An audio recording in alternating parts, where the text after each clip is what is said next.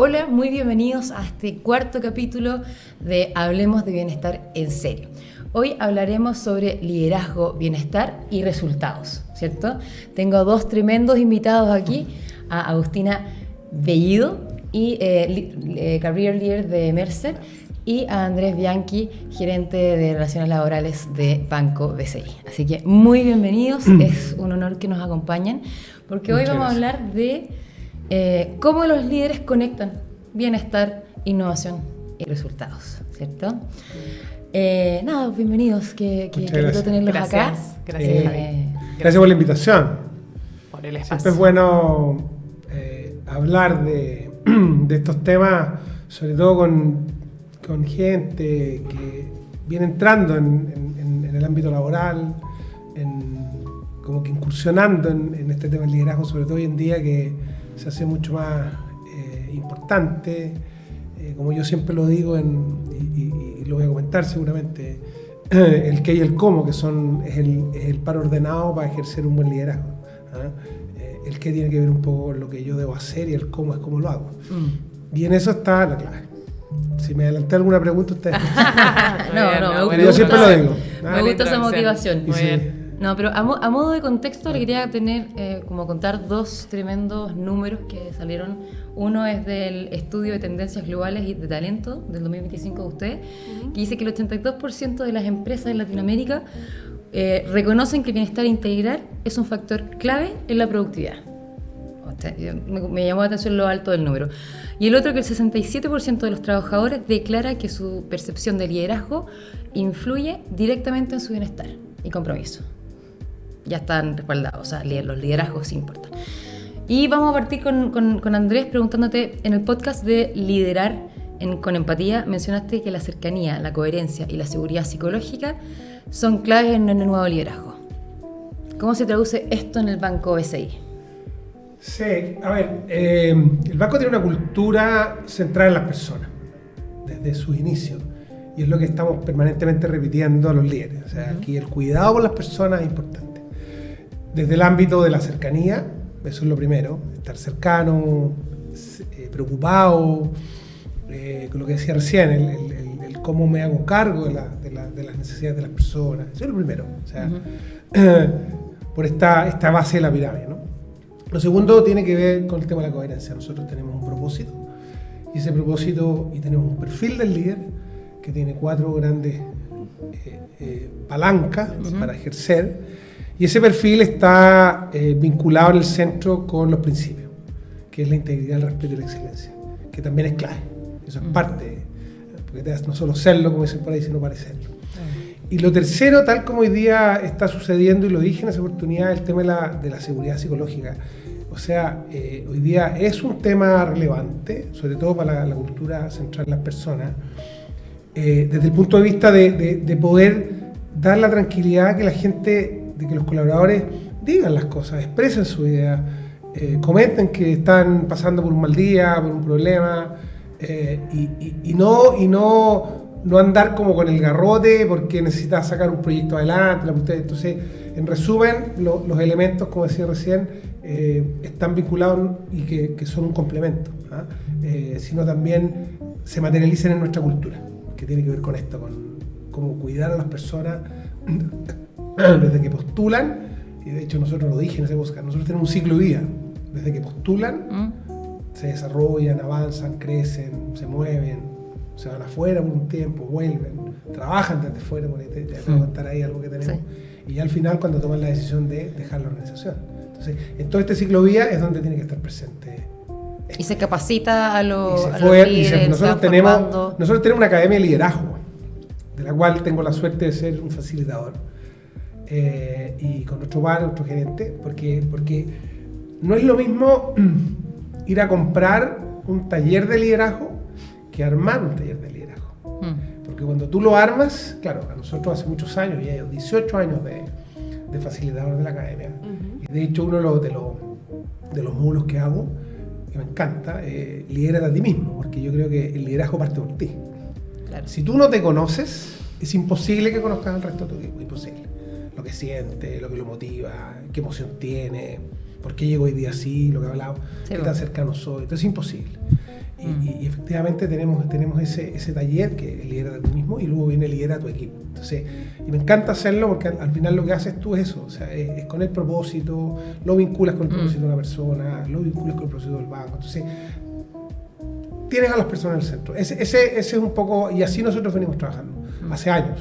Y es obligatorio pasar por esa... La academia, sí, es obligatorio. Todos los líderes deben pasar la academia. Desde que llegan, son 5 módulos.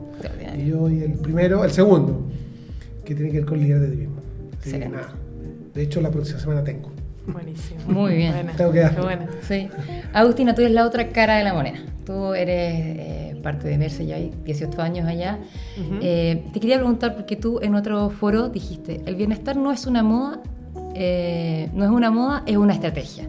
Desde tu experiencia, ¿qué cambios concretos han implementado las empresas que entienden esto como realmente que es una realidad? Porque me pasa a veces que hay empresas que dicen, sí, tenemos a las personas en el centro y todo, pero vivir esa declaración de manera concreta, real, hacer todos estos talleres, todas estas acciones,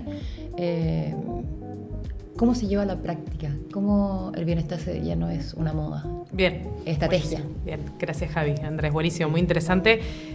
Así como BCI y las organizaciones están poniendo en práctica distintas estrategias, lo primero es volver para atrás y ver dónde tienen o dónde vemos desde Mercer y las organizaciones tienen el bienestar, ¿no? Y está dentro de la propuesta de valor, ¿no? Esto nosotros en Mercer lo definimos como un triángulo, donde las bases están las compensaciones, los beneficios y la flexibilidad, básicamente aquello que es transaccional, fácilmente imitable, etcétera. En el medio está la carrera, y ahí es donde está el liderazgo en gran medida, y el bienestar, y arriba el propósito. Entonces, ese triángulo es lo que define la propuesta de valor al empleado en una organización, y yo voy tocando esas palancas, ¿no? Finalmente, para poder generar una cultura organizacional que maximice resultados.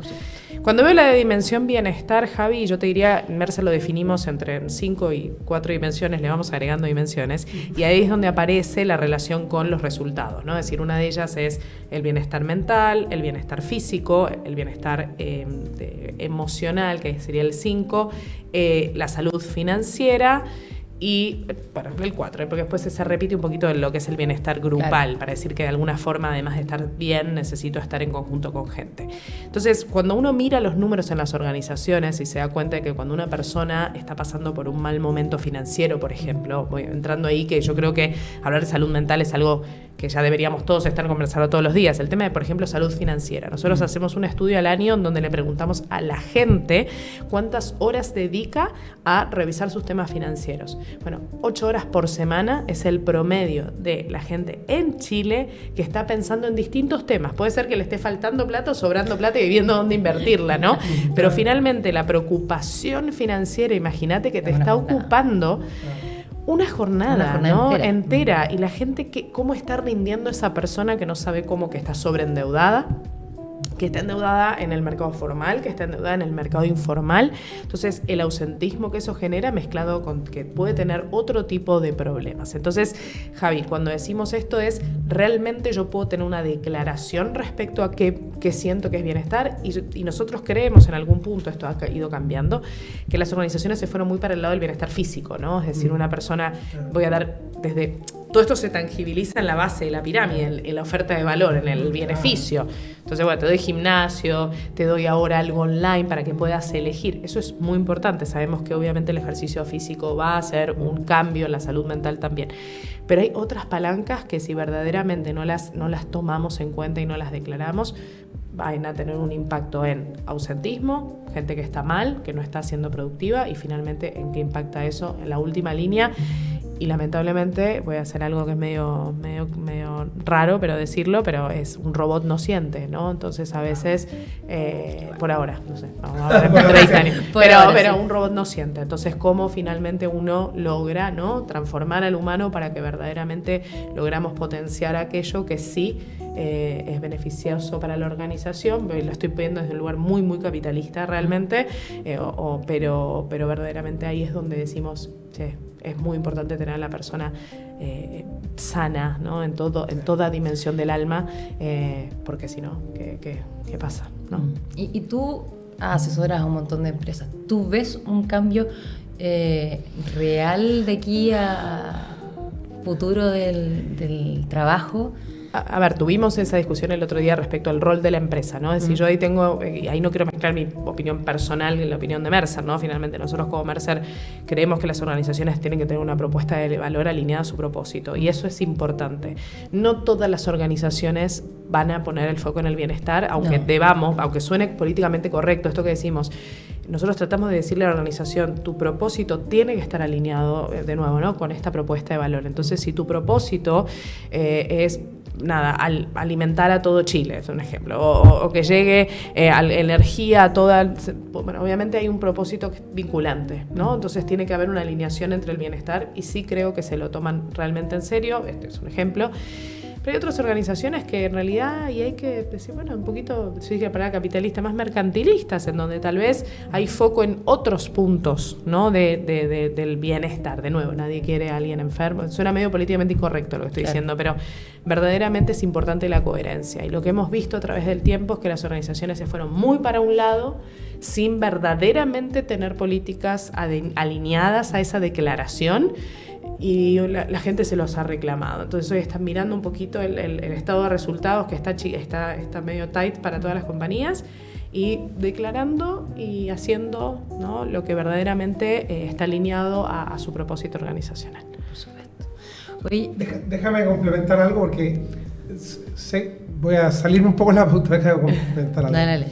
Cuando las empresas no tienen dentro de sus KR o sus KPI o sus indicadores, indicadores de bienestar, va a pasar mucho lo que tú dijiste al final. Al final se van a ir por el foco de la eficiencia, de la productividad, del impacto, pero yo creo que es muy relevante tener indicadores de engagement, porque al final los indicadores de engagement lo que hacen es sentido de pertenencia, bienestar integral, te ayudan a que la gente efectivamente se sienta vinculada con la empresa desde el ámbito del bienestar. Se hace cargo la empresa de poder entregar este tipo de herramientas, porque como tú dices, esto no es un robot, entonces la gente son personas, entonces al final necesitan bienestar integral, bienestar económico, bienestar físico, etc. Entonces, sin duda, y yo lo veo, digamos, de hecho nosotros, nuestro plan estratégico, el gerente general, está el indicador de sentido de pertenencia, está el indicador de engagement. Eso te quería preguntar, Andrés, porque... Y es un indicador que se mira. Sí, siendo humildemente, somos los mejores de la banca. Sí, pues. Tenemos el indicador sobre 92% hace 5 años. Y no baja. 93, 94, depende. Y no solamente, creo que lo digo por ahí en alguna pregunta que creo que tú me hacís, no basta llegar. Tú que trabajas en la consultoría, yo creo que lo más relevante es mantenerlo. Y cuando tú lo mantienes, tiene que ver con ello. Cuando vinculas tu propósito de la empresa con el propósito de la gente, y efectivamente, yo siempre le digo cuando hago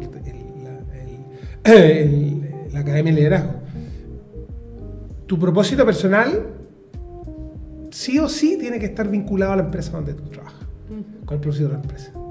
Es re difícil que no tenga al menos algo de vinculación. Total. Por supuesto. Bueno, y en esta que te quería preguntar, porque BCI tiene una propuesta de valor bastante importante. Ustedes se han preocupado hace décadas de un factor que para muchos era invisible. Ustedes tienen el Te Quiero Protegido, que es un programa que ayuda a los colaboradores y sus familias en distintas temáticas. ¿Cómo logran cruzar estos KPI con esta estrategia? Y que en el fondo el propósito, que es una palabra que está bien manoseada y que tal vez es un poco intangible, se dé dentro del banco. Una industria muy tradicional, que por lo general uno podría decir que es súper fría o... Por lo mismo, porque el propósito debe generar acción. El propósito no es un cliché, no es eslogan. Nosotros tenemos un propósito que es atrevernos a hacer la diferencia, y eso lo que hace es generar acción. Efectivamente tenemos una oferta de valor bien desarrollada. Hemos tenido últimamente bastantes premios en Merco Talento, como una de las empresas más admiradas para tener talento. La banca, y tú decís, pero es que la banca es como complicada, porque la banca es como fome, ¿no? La gente quiere venirse al banco. Claro, habrá otras empresas que tienen mucho más glamour, sí, pero a la gente le gusta venirse al banco. no solamente por el tema de remuneración, como tú bien decías, sino por la oferta de valor que hay. Los beneficios, la experiencia, lo que te hablaba yo del ciclo de vida, el desarrollo. Nosotros privilegiamos el desarrollo interno, por ejemplo. Cuando ya el cargo es muy específico, lo iremos a buscar afuera. O queremos entrar a un segmento, a lo mejor la gente de talento busca internamente.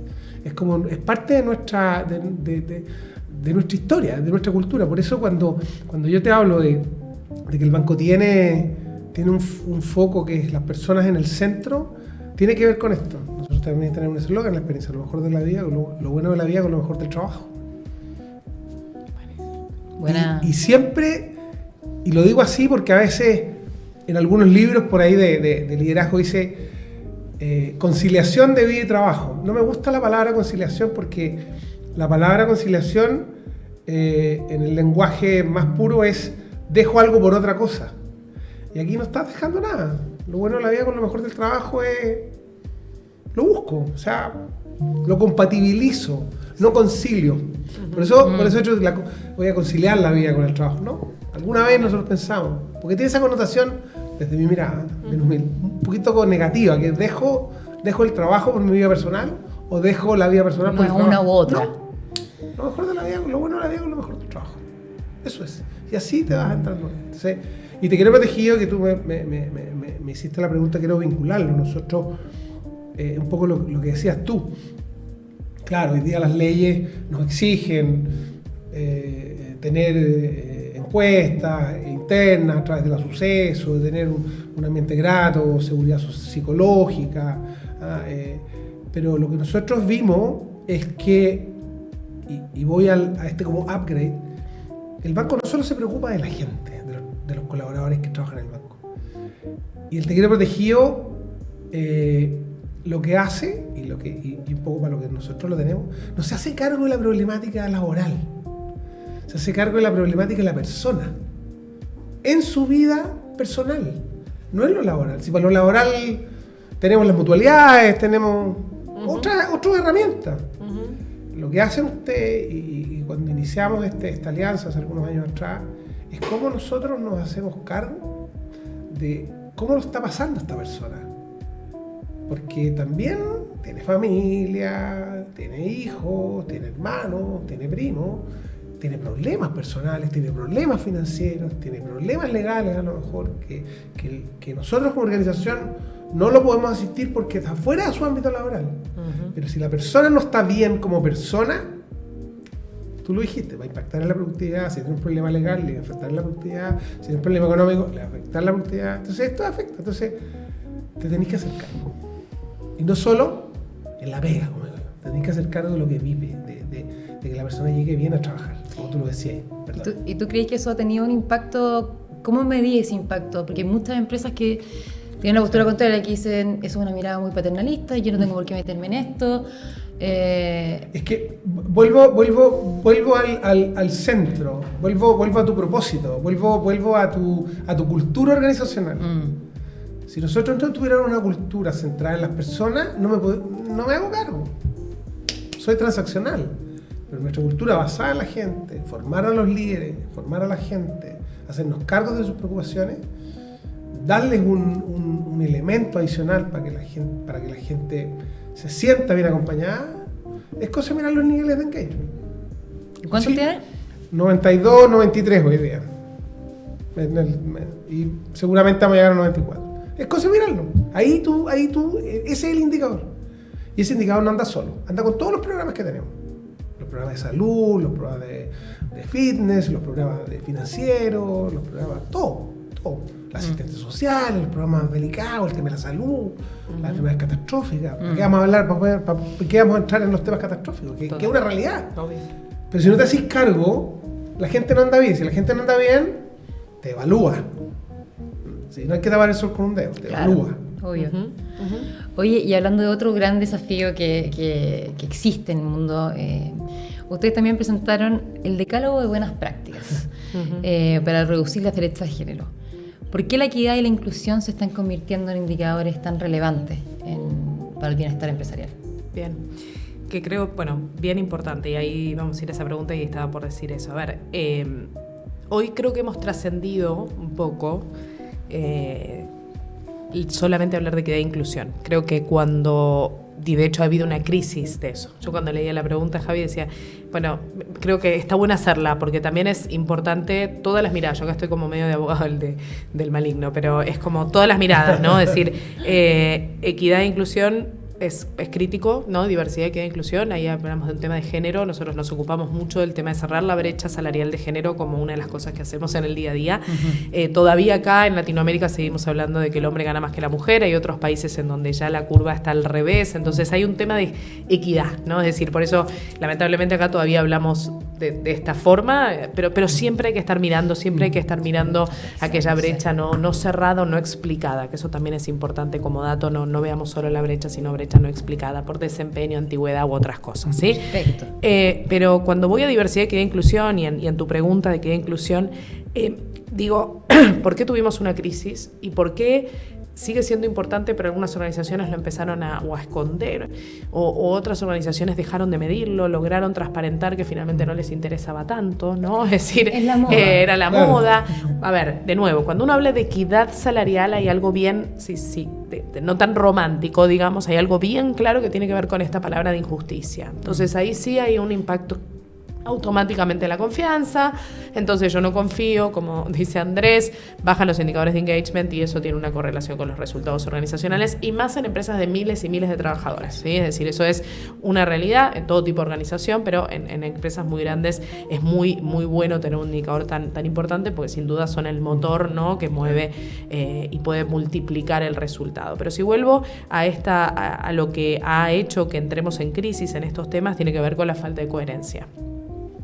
Y es lo que decía un poquito, y esa era la segunda parte de esto. Y es una pena muy grande. Muchas organizaciones salieron con la moda, como decís vos, y declarando muchísimas cosas, pero cuando el empleado estaba dentro de la compañía, no se sentía parte, ¿sí? Hay una frase que no es mía, que dice diversidad es que te inviten a la fiesta, inclusión es que te saquen a bailar, y pertenencia, belonging, que es como ahora se habla de esto, es que puedas bailar sin que nadie te esté mirando, como sin miedo a que te miren. Una cosa es, me invitaste, tengo la política, podés hacerlo, ¿no? Es decir, tengo el programa, podés buscar asesoría financiera, pero cuando estás buscando asesoría financiera sos un problema porque estás muy endeudado y en la próxima salida vas a salir de la organización, ¿no? Entonces eso es, esta cosa no puedo florecer, ¿no? En mi organización y en todo sentido de la palabra. Entonces, ¿por qué se ha vuelto? Y por eso le doy la segunda derivada. Aquellas organizaciones que han logrado coherencia y pertenencia realmente tienen indicadores como en BCI, tienen indicadores que son realmente de alto impacto y, de nuevo, hacen que los directorios vean importante tener esos KPIs en los dashboards para el cálculo de bono. Hay organizaciones que han incluido el tema de equidad salarial o cuotas, ¿no? En los directorios, ahí en las cuotas podemos discutirlo, pero bueno, es una forma también de impulsar el cambio. Entonces, cuando me toca mi bono, ¿no? También yo ahí voy a buscar mayor coherencia, mayor pertenencia. Como líder voy a buscar ayuda, en el caso de que no sepa cómo hacerlo. También hay que ser realistas, que no todos sabemos cómo hacerlo. Aprender, estamos todo el tiempo aprendiendo en temas de equidad e inclusión, estamos todo el tiempo aprendiendo. Entonces, es muy importante, de nuevo, vuelvo al punto inicial, para lograr que tenga alto impacto y sea muy relevante, tiene que ser coherente con las políticas organizacionales y que la gente pueda bailar, ¿no? En la organización. Ocupaste un término nuevo que dijiste, se está hablando de, ya no es equidad. Belonging. Es DAVE, digamos, DAVE, Diversity, Inclusion, Equity and Belonging. Y en español, pertenencia, DAVE. Entonces, cuando fue toda la crisis a principio de este año respecto a estos temas y a muchas organizaciones se les dijo, no hablemos tanto del tema, y nosotros volvimos y dijimos, ¿qué pasó, no? Es decir, y realmente, tenía mucho que ver con esto, tenía mucho que ver con que verdaderamente las organizaciones, en todo sentido, hay cosas que cuesta decirlas, pero hubo marcas que salieron a hacer campañas que sus consumidores, no sé si se acuerdan, una marca de una cerveza, salió a hacer una campaña muy distinta de su típica campaña y sus consumidores lo salieron a matar. Y le salieron a decir, ¿sabes qué? No es coherente con lo que yo... De nuevo, acá en un juicio yo no estoy haciendo un juicio de valor si la campaña estuvo bien o estuvo mal. La realidad es que lo que le pasó es que no supieron leer al consumidor, no supieron entender que para el consumidor eso no era parte de la oferta de valor y tuvieron una caída en las ventas ridícula, ¿sí? Y la realidad es que después pierden todos, porque perdieron sus propios... acá no... Entonces, de nuevo... Coherencia, ¿no? Es decir, coherencia porque después hay un accionista que ni siquiera tiene cara, no es que yo siempre le digo a la gente, no es la mesa de caos, no sé los que veían el Super Gente 86, no es el directorio, no son la mesa de caos que se ponen de acuerdo en cómo lastimar al empleado, al contrario, sino que muchas veces ven balances, ¿no? Ven indicadores financieros, y bueno, y hay que tomar decisiones. Si me cayeron las ventas, voy a ser coherente con lo que fue mi marca, sin... A ver, de nuevo, y esto espero que todo el mundo lo entienda, sin romper ninguna... Tiene que estar las bases, ¿no? Claro. Es decir, la gente tiene que estar sana, la gente tiene que tener salud mental, la gente tenemos que ser inclusivos, tenemos que ser equitativos, pero después de ahí a declarar algo que no es coherente con mi propósito y lo que le vendo a mi consumidor como servicio, ahí ya mejor no meterse, ¿no? Claro que no. Oye, me encantó porque, bueno, este espacio se llama Hablemos de Bienestar en Serio, un poco por lo mismo, porque en el fondo buscamos la coherencia de que empresas que están haciendo bien las cosas como ustedes sigan impulsando las buenas prácticas, liderando. Me encantó lo del sentido de pertenencia porque eso es lo que mueve a las empresas, a las familias, a todos, con sentirse parte, visto y esa coherencia creo que va a transformar y ha evolucionado muy rápido dentro del mundo del trabajo últimamente. A ver, Javi, lo que ustedes hacen en Humanos, solo para cerrar, es el efecto mariposa, que es lo que decía Andrés, que es esto de te quiero protegido, que va a la familia. Hace muchos años yo escuché una gerente de recursos humanos cuando no se hablaba de esto, muchos años, 11 años más o menos, no sé si son muchos, pero en una planta productiva me dice, yo supe cómo hacer cambios en mi sindicato porque amplifiqué mi efecto y llegué a la familia. A ver, un poquito de sentido de ganancia había, obviamente, en eso, pero amplificó el efecto. Y eso es muy importante, porque también la familia te ayuda mucho a que vos te sientas parte, ¿no? Cuando no hay conflicto, cuando finalmente la persona es feliz en el trabajo, la familia quiere que sea feliz y esta coherencia. Y lo que hacen ahí en Humano, amplificar eso, seguramente hace que los números suban también. Sí. En un estudio de la Universidad de los Andes, del ESE, dice que el factor más determinante a la hora de tomar la decisión de cambiarse o no cambiarse de trabajo es la familia. Así que siempre volvemos a lo mismo. Oye, yo les quería preguntar, porque tú tocaste brevemente, la importancia del rol de los directorios, de que recursos humanos esté en los directorios, muestren los números, pero pasa que siempre hay como una batalla pequeña entre el área de finanzas y decir, ¿por qué voy a invertir en bienestar? ¿Qué es eso? ¿Cómo lo traduzco a números? ¿Por qué invertir en eso? O sea, a ver, yo voy a volver a reforzar un poco. Si tú no inviertes en las personas, no vas a lograr objetivos ambiciosos. No vas a lograr los resultados. Si no, los resultados los logran las personas, no las máquinas. Más allá que hoy día estemos en boga de implementar algo de inteligencia artificial o transformación.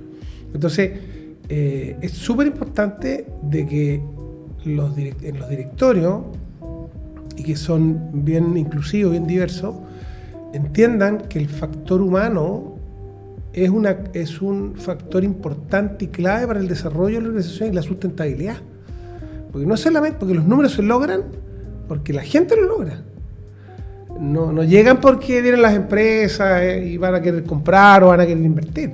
Entonces, y el por qué también tú tienes una meta de diversidad e inclusión, porque tienes ese sentido de que mientras las empresas son más diversas, tienen un mayor factor de productividad, y eso hay que ir instalándolo no solo en los directores, sino en los gerentes también. Y te quería hacer un comentario. Yo creo que lo único que agregaría a lo que tú comentaste, el tema de formación, porque efectivamente no sacas nada con implementar una política si a la gente no le cuentas ni le dices por qué lo estás haciendo y qué es lo que quieres lograr. Porque si no, existe ese sesgo del mono porfiado, de que voy y vuelvo, la hago porque me pidieron, pero tú la riqueza que hay en ello tiene que ver con eso. Entonces, por eso es relevante, importante el tema en los directorios, que se entienda que la gestión de personas es algo relevante e importante. No es algo, los números no se logran porque llegue bien, se logran porque la organización, la gente que está ahí los mueve en distintos ámbitos. Y por eso hay que traer al mejor talento, por eso hay que tener un buen portfolio de beneficios, y por eso hay que tener una buena oferta de valor, por eso hay que tener una renta competitiva de mercado, porque son cosas que hacen que las personas estén mejor. Por eso hay que incluir a la familia. Entonces, ese es el gran punto. Lo que sí que es importante es que esto tiene que ir vinculado con el negocio. O sea, tú no haces esto porque el negocio va solo, no, lo haces porque quieres ayudar a lograr objetivos ambiciosos, de que el objetivo logre su objetivo, el negocio logre sus objetivos comerciales, el presupuesto, el budget, ¿ah? El plan. Entonces, ese es como el vínculo. Y por eso en la medida que tú no entiendas o no se entienda de que efectivamente el factor humano es lo relevante para cumplir el objetivo, y no tengas planes de formación, capacitación, de liderazgo, de sacar a los líderes que no están alineados con la organización, que no te van a hacer bien, yo creo que va a ser difícil que vayas y que cumplas o sobrecumplas tu objetivo. A ver, la mayoría de las empresas pueden decir, que SOI es un gigante, tiene miles de recursos para poder preocuparse de manera fuerte de la coherencia, del bienestar. ¿Cómo lo hacen las empresas que son... ¿Por dónde parten? ¿Qué? ¿Huevo o la gallina? ¿Cuido a las personas para llegar a los resultados que quiero llegar? ¿O primero llego a los resultados y después me preocupo más de la coherencia con las personas? Qué buena pregunta. Creo que son las dos cosas en combinación, Javi. A ver, me parece que el desafío de empresas de miles de trabajadoras es igual que cómo conoces a esos miles, ¿no? Ellos tienen la capacidad de alguna forma tener células que vayan en contacto, que logren detectar las diferencias, están en regiones, en distintos lugares, lo más importante es que todos nos sintamos parte, ¿no? Entonces yo le diría a la más pequeña y mediana empresa que es verdad, hay un tema económico, pero hay algo que ellos ganan por encima de todas que tiene que ver con la cercanía y con la capacidad de poder detectar cuál es la necesidad del colaborador mucho más en el uno a uno. Después tenés otra complejidad, ¿no? Es decir, uno no puede, aunque tengas 20 empleados, tener 20 propuestas de valor, porque no es la forma tampoco, ¿no? Es una definición única y después en todo caso lo que uno hace es comunicar en forma distinta. Pero a ver, Javi, yo creo que hay cosas que son bien importantes y volviendo al título de la canción cuando nos contaste, que tiene que ver con el liderazgo, ¿no? Es decir, a través de cosas mucho más intangibles, que no necesariamente es el beneficio, el liderazgo y la comunicación son dos cosas que en realidad son gratis, ¿ok? Entonces, en una organización más pequeña, el tener buenos líderes, el contratar, ¿no? Es decir, si uno viene a invertir en un país y decir, bueno, ¿qué tengo que pensar primero? Un buen gerente general, un buen número uno, no importa cómo se llame el rol, una persona que logre inspirar, que logre cambiar a la gente, que logre hacer y entender que en una organización más pequeña todos tienen voz, que haga una cultura inclusiva real, ¿no? Entonces, y eso no sale plata, tal vez con algún programa de formación, pero tal vez ya viene formado, pero en ese sentido realmente creo que eso es algo. Y segundo es comunicar, creo que lo decías Andrés recién, estoy de acuerdo, la información, comunicar. Y la organización más pequeña tiene la capacidad de comunicar. Y no sé si vieron cuando uno habla de gestión de cambio, cuando habla de cultura, esa cosa del iceberg, ¿no? Es decir, qué desafío en las empresas de miles de colaboradores lo que está bajo del agua, ¿no? Es decir, hay un montón de gente, vos estás en una sucursal en Calama y a alguien se le ocurrió decir algo y son estas creencias subyacentes. ¿Cómo en Santiago percibo? Es difícil y tener esos indicadores teniendo esta distancia geográfica, la cantidad de gente en esa cadena de valor y lo logran. Imagínate entonces qué bueno, porque ese iceberg es chiquitito, no hubiera hundido el Titanic. De nuevo, hay de todo y estamos generalizando, pero yo creo que la potencia en esa, yo les diría, centrémonos en los resultados, porque la sostenibilidad organizacional, y yo creo que ahí es donde hemos fallado de recursos humanos en los directorios. El año pasado en el foro de Mercer había 3 directores que nos hablaron y una directora que una persona de par muy querida, y le costaba decirlo porque obviamente la audiencia era recursos humanos, pero de alguna forma dijo, no me vengan a hablar de la fiesta de fin de año cuando tienen 10 minutos por comité de directores a cada 3 meses o lo que sea. Y hablamos a hablar de HR y la primera frase que me dice es necesitamos 100 millones para la fiesta de fin de año. Yo dejo de escuchar, ¿no? Y de nuevo, que no suene feo, pero repito, costó decirlo, pero es seamos inteligentes en qué vamos a transmitir a ese directorio, ¿no? Cómo nosotros estamos logrando mostrar que estos números han tenido este impacto en la baja de la rotación y del ausentismo y que el costo de reemplazo es tanto, entonces, porque uno cuando se va a alguien decís, total, traigo a alguien más barato, y el costo de reemplazo, ese tiempo de aprendizaje que cuadre con la propuesta de valor, en la pyme particularmente, ¿no? Que cuadre con... Bueno, entonces en ese sentido también seamos asertivos en lo que vamos a comunicar y cómo lo comunicamos y no perdamos esos 10 minutos que tenemos, ¿no? En esa mesa para finalmente seguir teniendo ese financiamiento porque la organización en realidad el foco está en la sostenibilidad. Entonces, la mediana y pequeña yo creo que hay que empezar por ser sostenible, ¿no? Y porque si no la gente después se queda sin trabajo, que eso es también, si metemos a los sindicatos también va un poquito en esa conversación, y los sindicatos más maduros han visto eso, han dicho, ¿sabes qué? Acá la gente tiene que tener trabajo, vamos a en algún punto regular ciertas cosas, y finalmente liderazgo y comunicación. Eso. Perfecto, que creo que es muy importante el liderazgo de recursos humanos, que lo sepamos plantear en los directorios, que sepamos ocupar la estrategia corporativa y lo que estamos haciendo todos los días en los números, porque hay resultados extraordinarios. Totalmente. Y me encantó lo del iceberg también. Andrés, ustedes propuesta de valor tremenda, ¿cierto? ¿Cómo lo pueden transmitir o bajar en esos 10 minutos que tienen el directorio? ¿Qué le dicen al directorio? Lo que pasa es que la propuesta de valor del banco, como te explicaba hace un rato atrás, tiene que ver cómo tú vinculas lo bueno de la vida con lo mejor del trabajo. Entonces, cuando llevas y le cuentas al directorio que esta es la oferta de valor del banco, que este es el camino, es la ruta desde el ingreso, desarrollo, y esto es lo que genera al final la vinculación, el tema de los líderes, como tú bien decías, tú pones en el directorio que la oferta es vinculante no solo en lo económico, sino en todo lo que tiene una oferta de valor. Lo hablábamos un rato atrás. Entonces, pones en el directorio ese sentido de que es relevante para la sostenibilidad de la empresa, que los colaboradores estén contentos, que los colaboradores hagan bien su trabajo, que los colaboradores tengan sus días de permiso, que los colaboradores tengan a lo mejor la fiesta de fin de año, como tú dices, ¿ah? Porque al final todo...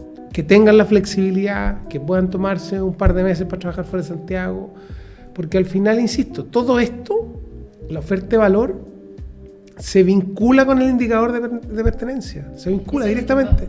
El indicador de pertenencia, yo te diría que ¿Cómo puedes medir el retorno del bienestar? El retorno del bienestar se mide en lo que tú decías, baja tasa de ausentabilidad, baja tasa de rotación, sentido de pertenencia. El indicador de por el mismo sueldo yo me iría a otra empresa, bajo indicador de que la gente se quiere cambiar. Entonces al final buscan una empresa que les dé un ambiente agradable, y en la medida que ese ambiente es agradable, tiene estos beneficios, tiene esta oferta de valor complementaria, el indicador de pertenencia, me quiero quedar en el banco, quiero seguir trabajando en el banco, quiero seguir desarrollándome en el banco, porque a la larga es una buena empresa, es sostenible, es sustentable, es inclusiva, es diversa, el indicador es bueno. Entonces los directores miran estos indicadores, que no necesariamente, por eso tiene que ser parte de la estrategia, como bien tú decías. Es un indicador parte de la estrategia. De la casita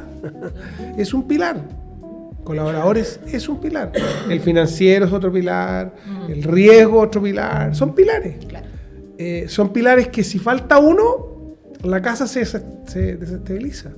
Por eso es relevante, ¿eh? Y por eso nosotros, como te decía al principio, nosotros invertimos mucho en liderazgo, mucho en cómo entregar una propuesta de valor adaptada a la persona que está llegando. Hoy día las familias han cambiado.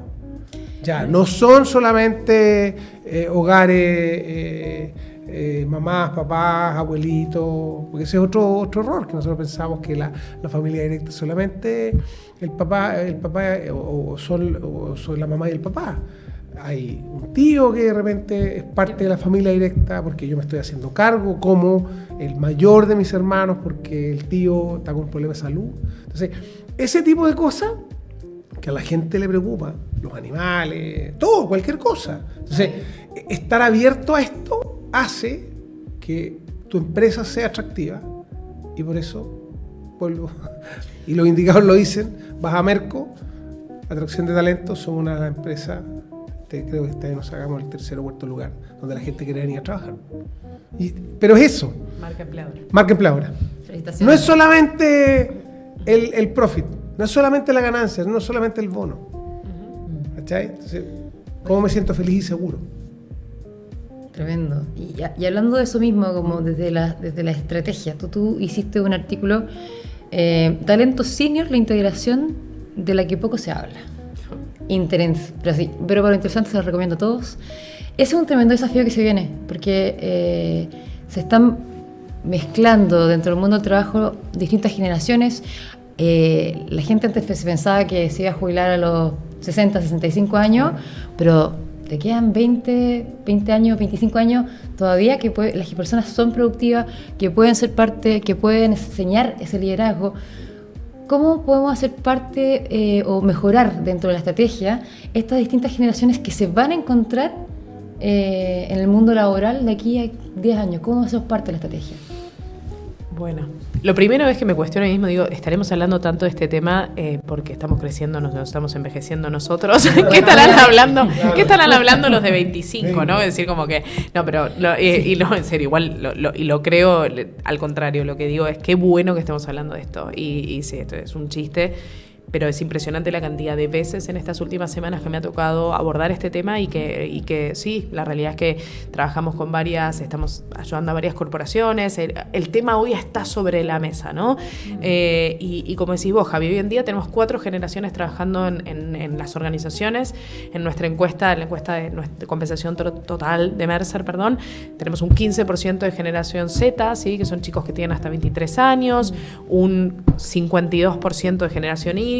No tengo la computadora para el torpedo que me dijeron que tuviera, pero no la tengo, 53, y después tenemos un 20 y el resto X, y después el resto son baby boomers, que son menos del 20% representados en la encuesta, lamentablemente, ¿no?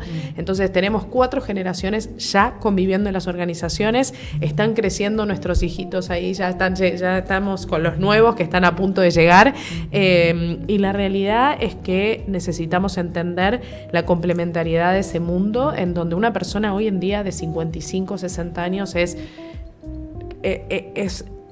demasiado, digamos, le quedan la tercera parte de su vida laboral. Hoy en día hablamos de 3 momentos laborales, ¿no? Entonces, pero el mercado del trabajo todavía se ocupa de 2, ¿no? Es casi que tu ingreso, ¿no? Tu educación inicial, la práctica y la primera parte de tu trabajo en donde sos joven profesional, la madurez profesional, y la tercera parte de tu carrera está fuera del escenario.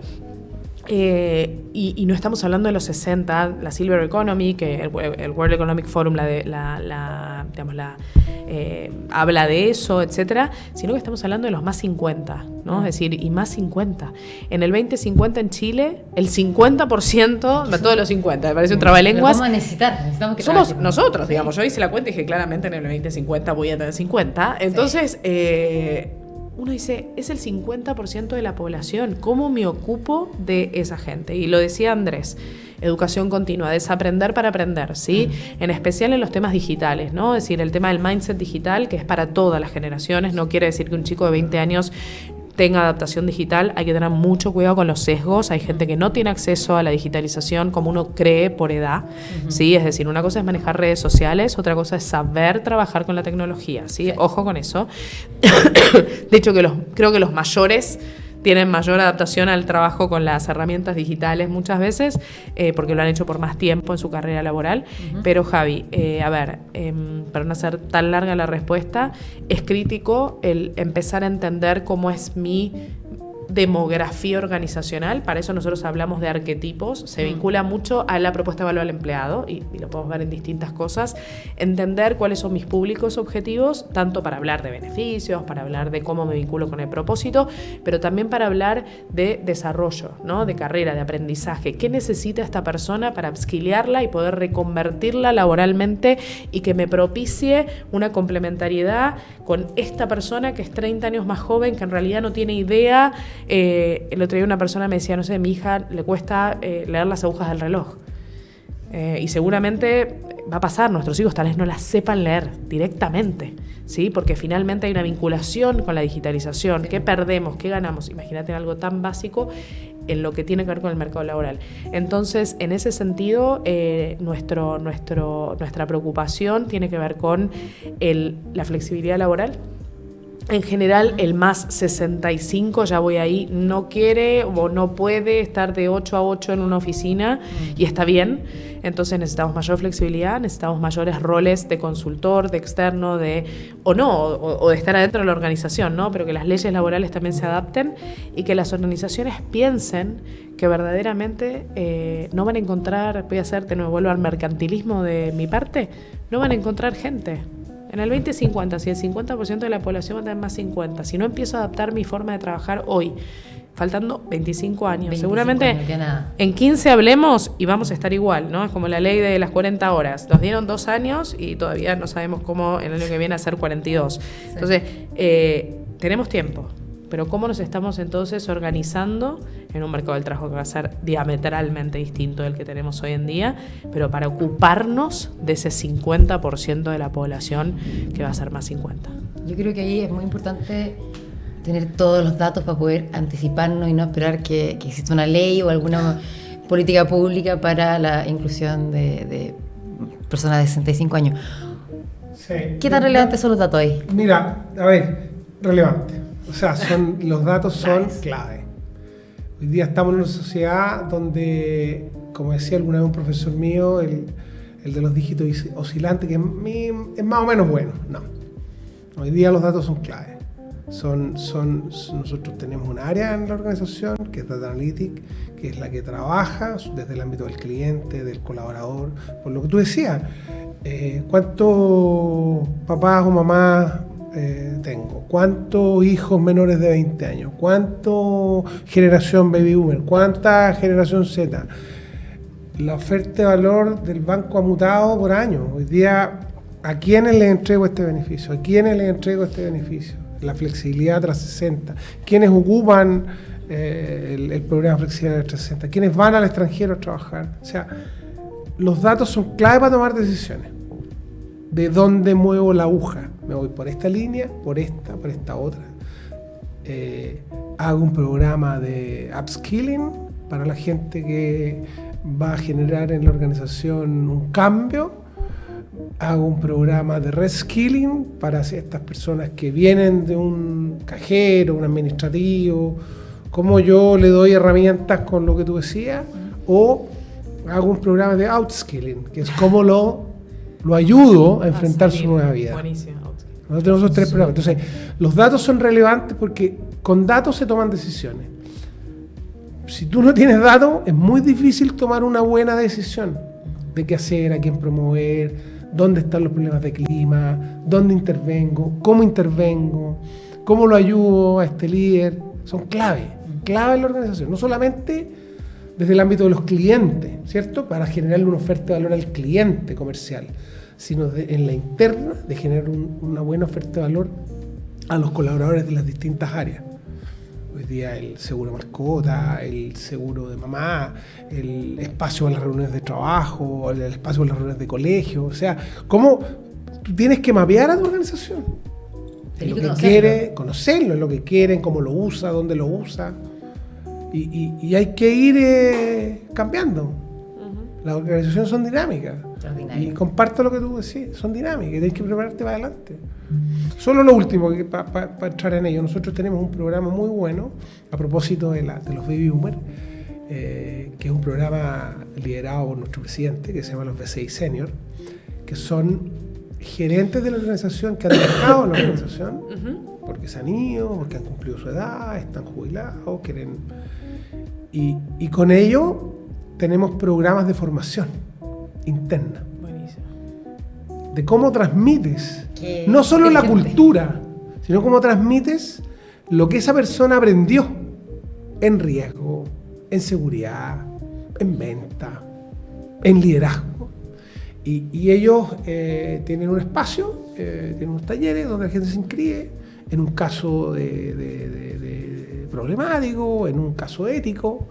Entonces, es súper importante que las empresas, lo que tú decís, ocupen a estas personas en eso, en cómo no solo transmitir la cultura del banco, sino cómo te haces cargo de estas cosas que los cabros jóvenes les va a costar aprenderlas, porque tienen otra visión de la mirada. Entonces, me gusta siempre hablar de ello porque me encanta, porque estos son súper motivados. Y un programa de verdad, ¿no? Y su programa. Su programa de verdad. Yo creo que mirándolo por todos lados, es una tremenda iniciativa, porque te dice todo lo que has sembrado, claro, y ahora ellos participan formando a las nuevas generaciones. Encuentro que, pero a nivel de compromiso, de nivel de querer traspasar lo aprendido, es como una mentoría, una tutoría. Sí.